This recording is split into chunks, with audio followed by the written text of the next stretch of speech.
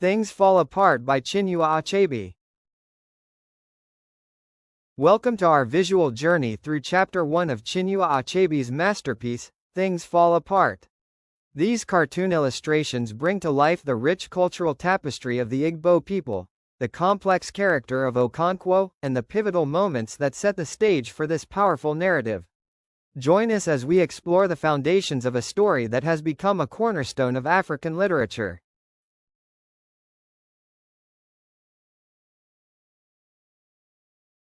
Okonkwo's fame and wrestling. Victory. Okonkwo, a young man of 18, brought fame to his village by defeating Amalans the cat, a wrestler who had been unbeaten for 7 years.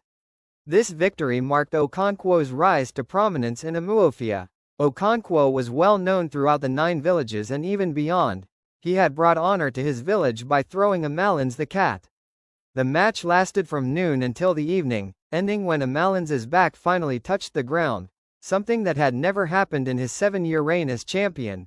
The wrestling match represented more than sport. It established social standing and demonstrated physical prowess highly valued in Igbo culture. The wrestling match represented more than sport. It established social standing and demonstrated physical prowess highly valued in Igbo culture.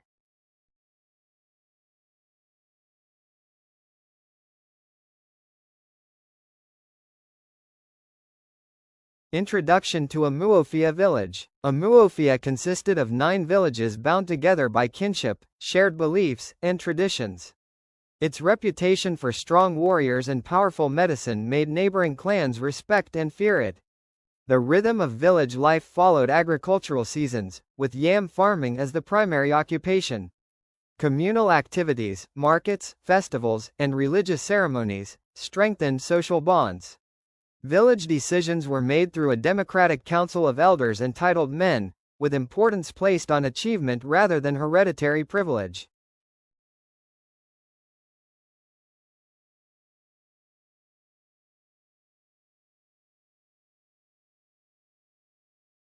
Okonkwo's fierce demeanor. Okonkwo's presence commanded immediate respect and fear. His harsh voice and physical appearance, tall, broad-shouldered, with bushy eyebrows and a wide nose, gave him a severe look that matched his temperament.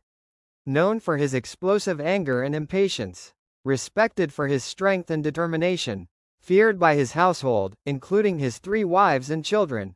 Valued action over words and contemplation. His reputation for ferocity in battle earned him 2 titles in the clan, and he was entrusted to care for a war captive, Ikemefuna.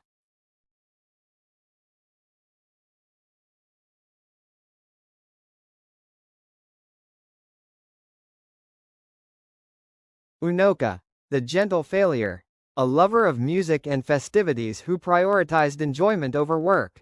Perpetually in debt, he died with no titles or respect in the village. Talented flute player. Laughed easily, found joy in simple pleasures. Borrowed money he couldn't repay. Died in disgrace, considered an Agbala woman. He was tall but very thin and had a slight stoop. He wore a haggard and mournful look except when he was drinking or playing on his flute. He was very good on his flute, and his happiest moments were the 2 or 3 moons after the harvest when the village musicians brought down their instruments, hung above the fireplace. Unoka would play with them, his face beaming with blessedness and peace.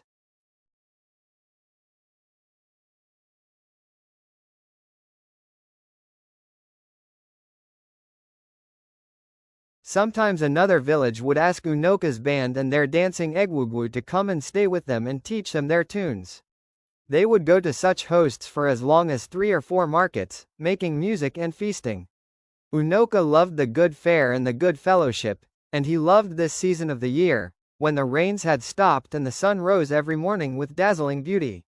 And it was not too hot either, because the cold and dry harmattan wind was blowing down from the north. Some years the harmattan was very severe and a dense haze hung on the atmosphere. Old men and children would then sit round log fires, warming their bodies. Unoka loved it all, and he loved the first kites that returned with the dry season, and the children who sang songs of welcome to them. He would remember his own childhood, how he had often wandered around looking for a kite sailing leisurely against the blue sky. As soon as he found one he would sing with his whole being, welcoming it back from its long, long journey, and asking it if it had brought home any lengths of cloth.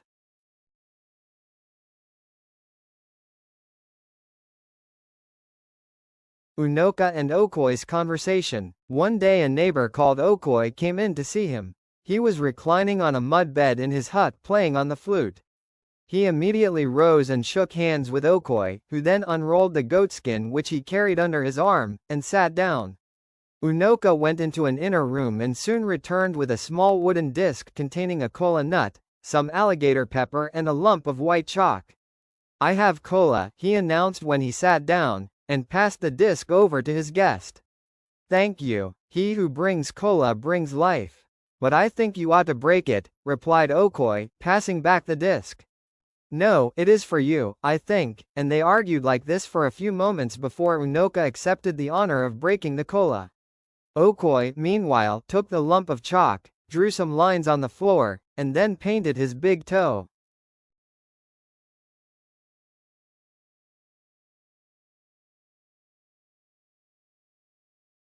As he broke the kola, Unoka prayed to their ancestors for life and health, and for protection against their enemies.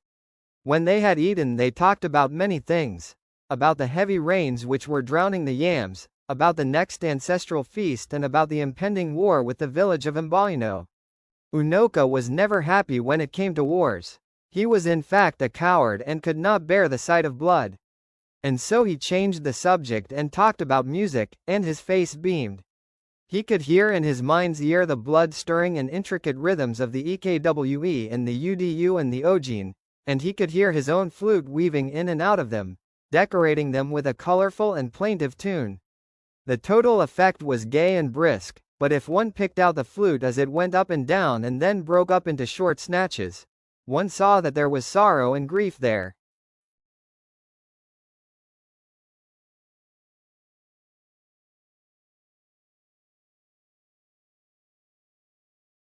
Having spoken plainly so far, Okoye said the next half a dozen sentences in Proverbs.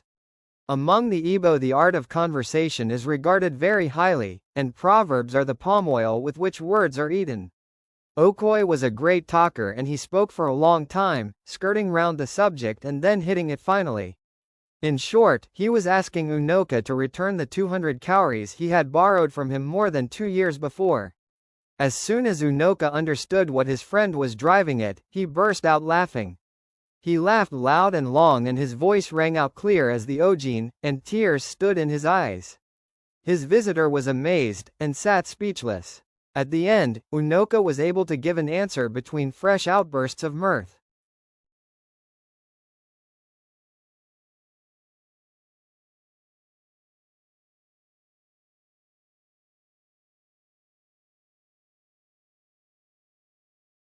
"Look at that wall," he said, pointing at the far wall of his hut, which was rubbed with red earth so that it shone. "Look at those lines of chalk," and Okoye saw groups of short perpendicular lines drawn in chalk. There were 5 groups, and the smallest group had 10 lines. Unoka had a sense of the dramatic and so he allowed a pause, in which he took a pinch of snuff and sneezed noisily, and then he continued, "Each group there represents a debt to someone, and each stroke is 100 cowries. You see, I owe that man 1,000 cowries. But he has not come to wake me up in the morning for it. I shall pay you, but not today.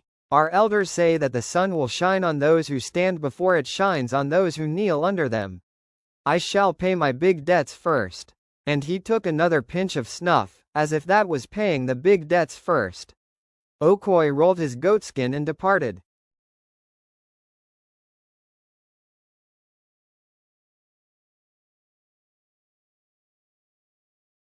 When Unoka died he had taken no title at all and he was heavily in debt. Any wonder then that his son Okonkwo was ashamed of him? Fortunately, among these people a man was judged according to his worth and not according to the worth of his father. Okonkwo was clearly cut out for great things. He was still young but he had won fame as the greatest wrestler in the 9 villages. He was a wealthy farmer and had 2 barns full of yams, and had just married his 3rd wife. To crown it all, he had taken 2 titles and had shown incredible prowess in 2 intertribal wars.